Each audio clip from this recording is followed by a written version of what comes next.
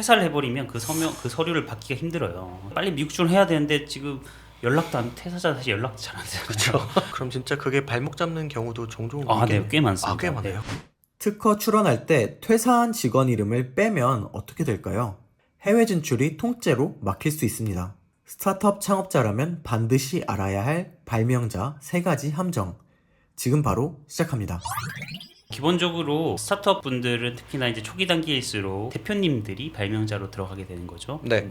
그러다가 이제 사업이 확장되면 될수록 대표님뿐만이 아니라 직원들끼리 그 인력이 커지면 커질수록 실제 발명한 사람들이 좀 많아지는 거니까 인력들이 발명자로 등재되는데 엄청 문의가 많이 와요. 그 발명자로 기재되는 게 어떠한 권리를 가져가느냐, 네. 그리고 발명자에서 빼면 안 되느냐, 발명하지 않은 사람을 추가하면 안 되느냐. 뭐 이런 문의들이 꽤 많이 와서 한번 정리를 하면 좋을 것 같다라는 생각이 듭니다. 알겠습니다. 요즘 가장 많이 대두되는 발명자가 AI가 아닐까 그렇죠. 싶어요. AI를 많이 활용하실 것 같은데 네. 예를 들어서 이름이 진이다라고 하면은 그 AI 이름을 올릴 수 있나요? 지금 말씀드릴 수 있는 거는 안 됩니다. 네. 결론부터 말씀드리면은 AI는 발명자가 아니. 음, 발명자는 자연인, 네. 사람만이 가능하다라고 되어 있고 한국을 비롯해서 미국, 뭐 일본, 유럽 이런 데서 조금씩 정립되어 가고 있는 시점이라고 볼 수 있는데 현재로서는 발명자는 오직 사람만이 된다.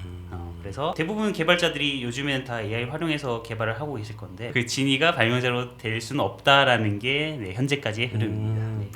그러면 예를 들어서 그냥 정말 100% AI 의존해서 만든 특허가 있다고 하면은 네. 뭔가 특허를 얻거나 할 때 좀 불리한 면이 있을까요?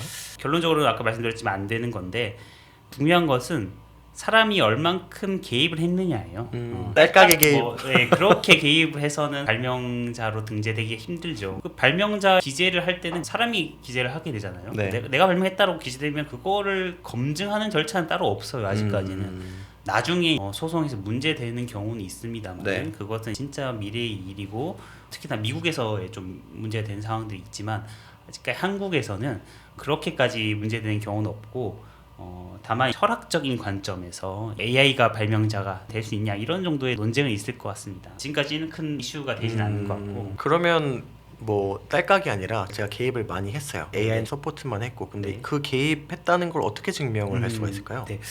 이거는 실제 소송에서 나왔던 사례가 있고 휴먼 인 더 룹이라고 하잖아요. 네. 사람이 얼만큼 개입을 했느냐, 개입을 하고 그 결과물에 대해서는 그 사람이 발명자가 될 수도 있고 저작권자가 될 수도 있어요. 얼만큼 개입했냐는 결국 보여줄 수 있는 게 기록이고 프롬프트에 대한 어떤 내용들을 계속 정리를 해두는 거죠. 기록해두고 그걸 기준으로 우리가 증거 자료를 제출한다면은 그 사람이 충분히 그 권리를 가져갈 수 있는 저작권자, 뭐 발명자가 될 수 있다라고 보시면 될 것 같아요. 네.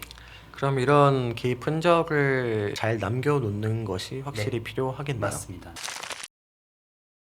두 번째가 퇴사자 네. 혹은 외주 개발자, 그러니까 네. 외인이죠. 그렇죠. 현재 그 시점에서 나갔거나 애초에 외부에 있었는 네. 인력 같은 경우는 어떤 이슈들이 있을 수 있을까요? 네. 퇴사했으니까 발명자에서 빼도 되냐라는 문의를 많이 주시는데 네.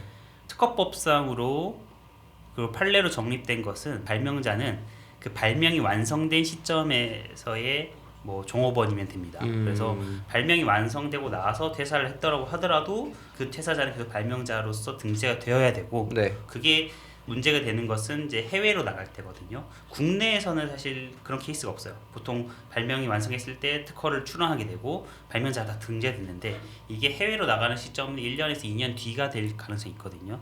그 사이에 이제 퇴사를 해버린 거죠. 그러면은 해외 나갈 때 발명자에서 이 사람 뺄래라고 그렇게 문의 주시는 경우가 많은데 그러면 안 된다는 겁니다. 발명이 완성된 시점에서는 발명자가 맞기 때문에 뭐 출원 이하 1년, 2년 뒤지만 발명이 완성된 시점에서는 그 발명자로 등재되어야 되고 그게 해외로 나갔을 때도 당연히 발명자로 그대로 이어가야지만 법적으로 맞다라고 말씀드릴 수 있습니다. 해외 진출을 하거나 이런 상황에서 네. 발명자가 이제 퇴사를 한 상황이거나 하면은 불편한 상황이 생길까요? 해외 출원 나갈 때 특히 미국에서는 발명자 선언서라는 거를 받게 되거든요. 네. 그 선언서라는 거 내가 진짜 진정한 발명자야라고 하면서 뭐 서명하는 그런 서류인데 퇴사를 해버리면 그 서류를 받기가 힘들어요. 선언서를 받기가 힘들어서 우리가 빨리 미국 출원해야 되는데 지금 연락도 안 퇴사자 다시 연락도 잘 안 되잖아요. 네. 그럼 그 연락해서 서명하고 막 해야 되는 그 절차가 엄청 복잡하고 네.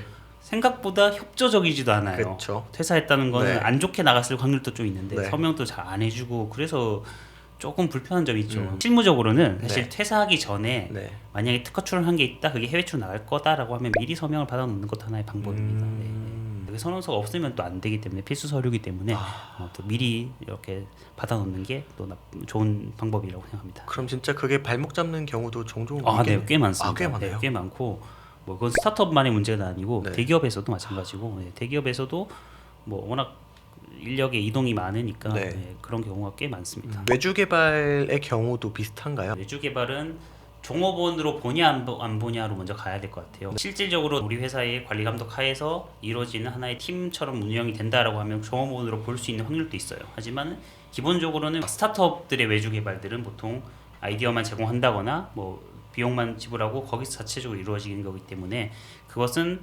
기본적으로는 그 외주 개발 업체의 권리가 될 확률도 있어요. 그래서 충분히 외주 개발과의 계약할 때는 계약서상에 이로 인한 지식재산권은 우리에게 양도한다거나 우리가 갖게 된다라는 조항을 넣어야지만 우리께 되는 거고 발명자 이슈랑은 조금 다른 문제라고 생각합니다. 그러니까 그 권리가 누구냐. 기본적으로 발명자랑 권리자는 다르거든요. 네. 출원할 때 출원인이라는 게 있고 발명자라는 게 있는데 특허권이라는 것은 발명자한테 귀속되는 게 아니고 출원인에게 귀속이 돼요. 보통 회사가 출원인이 되고 발명자들은 발명자로 남게 되는데 그 발명자들에게 권리는 그냥 이 특허를 출원을 함에 의한 어떤 보상권인 거죠. 네. 직무 발명 규정이라고도 할 수 있는데 거기서 정당한 보상이 이루어지는 정도의 권리인 거고 사실상 특허권은 이 출원인이 가져가는 거고 아까 외주 개발은 특허권, 권리의 양도 권리의 문제지 발명자의 문제는 좀 아니라고 볼 수 있습니다. 이제 문제가 될 수 있는 게 특허 출원인은 우리 회사가 해놓고 발명자의 그 외주 개발 업체의 인력들을 쓰면은 네. 문제가 되겠죠. 아. 그러면 이제 나중에 선언서나 이런 거 서명 받을 때 문제가 되겠는데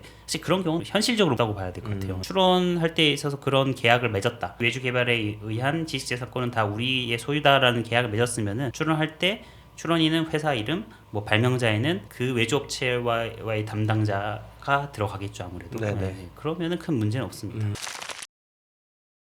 아까 말씀 주셨던 네. 직무 발명 보상 제도가 있다고 하셨잖아요. 네, 맞습니다. 네. 그러면 스타트업 입장에서는 항상 자금난이잖아요. 네네네. 그때 이제 뭐 월급도 주고 이제 스톡 옵션도 뭐 준다고 하는데 네. 특허를 냈다고 해서 또 이 보상을 해야 된다는 게 음. 부담이로 와닿을 네네네. 것 같긴 해요. 네네네. 이거는 의무인 거죠? 직무 발명 보상 제도를 마련한 회사에서는 의무가 되는 겁니다. 네, 근데 그게 없는 회사에서는 의무는 아니고요. 직무 발명 보상 규정이 있으면은 그 발명자에게 정당한 보상을 하고 그 특허권이 회사로 오는 겁니다.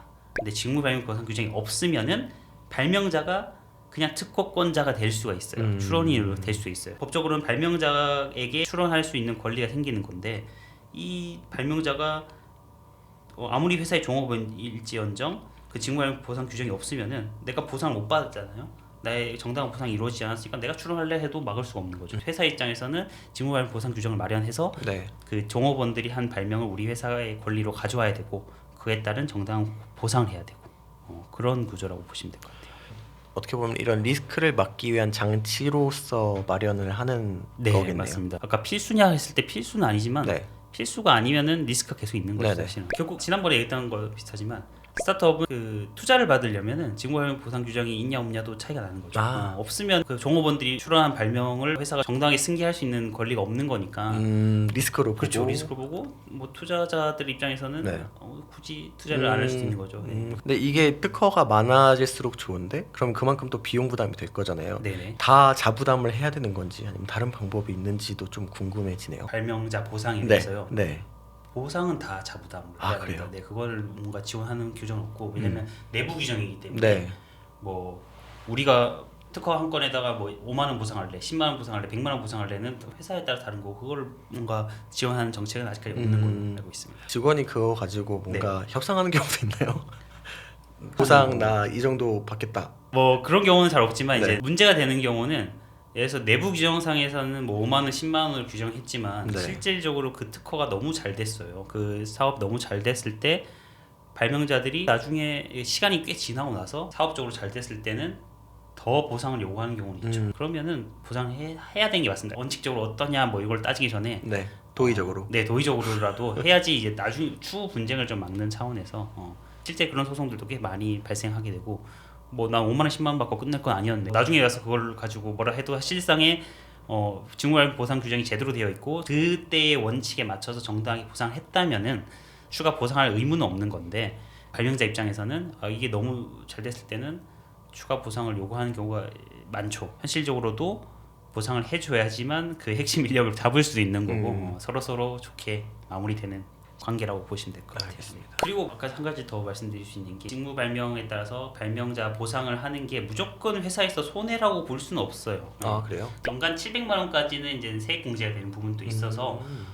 회사 입장에서는 좋은 핵심 인력이 인센을 줘야잖아요. 네네. 근데 인센에 대해서는 세금이 엄청 붙어요. 핵심 인력이 특허를 출원을 했다, 정당하게 발명자가 되었다라고 하면은 인센 대신해서 보상금을 넉넉하게 책정할 수는 있을 것 같아요. 예. 그러면은 어쨌든 세액 공제가 되는 부분들이 있으니까 네. 그렇게 활용하시는 분들도 꽤 많은데 여기서 핵심은 정당한 발명자여야 한다. 네네. 그냥 이름만 올리는 건 안 된다. 그러면은 나중에 무효 사유가 되고 네.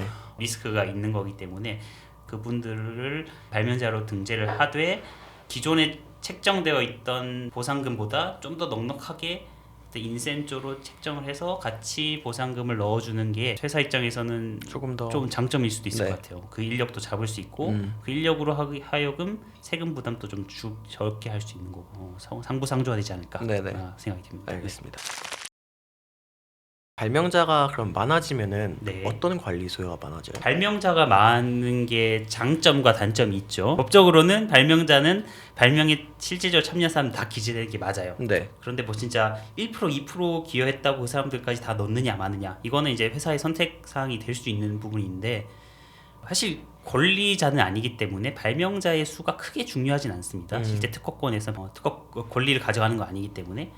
그리고 보상 같은 것도 뭐 회사 규정 내부 규정에 따라서 다르겠지만 보통은 어떤 특허 한 건에 대해서 얼마의 보상이 정해져 있고 그게 발명자가 많으면 그게 나눠 가지는 구조가 되겠죠.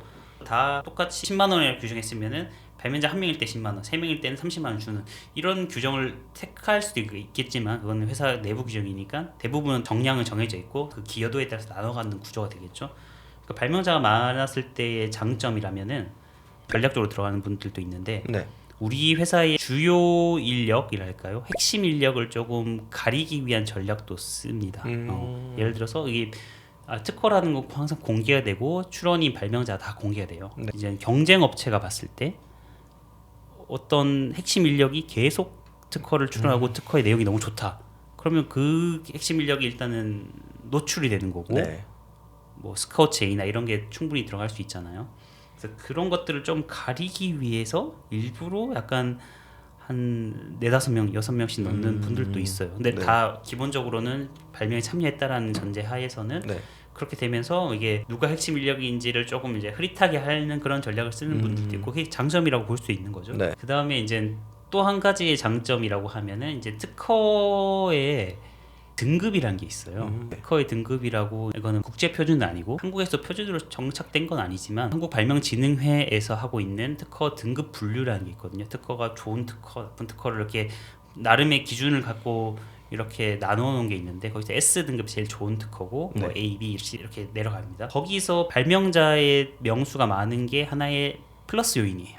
어떤 특허, 어떤 발명을 하나 할 때 한 사람이 하는 것보다 같은 팀 대여섯 명이 논의해서 하는 게 아무래도 그 발명이 더 나은 발명이 될 거라는 생각이 있잖아요. 네. 그러다 보니까 그 정량적인 지표들이 들어갔는지는 알 수 없으나 발명자가 많아지면은 그만큼 그 특허의 등급이 올라갈 수 있다. 겉으로 봤을 때 겉보기 등급이 진보가 된 발명이구나, 좋은 특허구나라고 생각 들 수 있다는 점이 뭐 발명자가 많은 거의 장점일 수 있을 것 같습니다. 단점으로 치면은 관리의 어떤 문제인 거죠.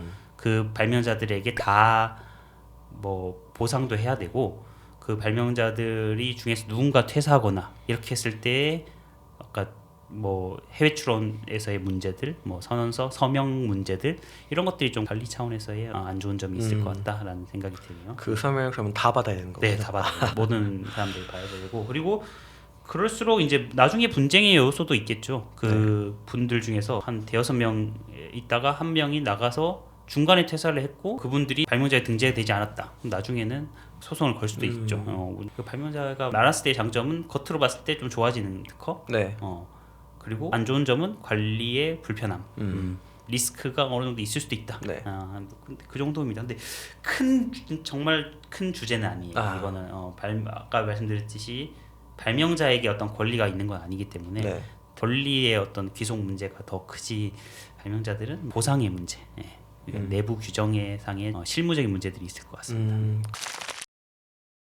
한 가지 더 말씀드릴 수 있는 거는 네. 이게 국내에서보다는 미국에서 더 큰 문제가 되는 경우가 많아요. 네. 미국은 예전에는 발명자주의라고 해서 발명자로 등재된 사람에게 그 권리를 줬었어요. 지금은 다 출원인으로 통합이 됐지만 그래도 시작이 발명자주의였기 때문에 아직까지도 발명자를 좀 보호하는 규정들이 좀 더 많아요. 그래서 국내에서는 뭐 발명자 좀 쉽게 써서 하다가도 그게 이제 해외 출원, 특히 미국 출원 나갈 때 있어서 아까 선언서라든지 이런 발명자를 좀 보호하고자 하는 내용들이 많고 거짓으로 기재됐을 때는 한국에서는 그게 뭐 무효라던가 아니면은 뭐 이전은 받을 수 있는 절차들이 마련이 되어 있지만 미국에서는 발명자의 이슈가 있는 특허에 대해서는 행사 자체가 불가능하다라고 이제 그렇게 제재를 가하는 경우도 있어요. 발명자를 속이거나 뭐 숨겼다고 그 특허 자체를 무력화시키는 그러한 규정도 있으니까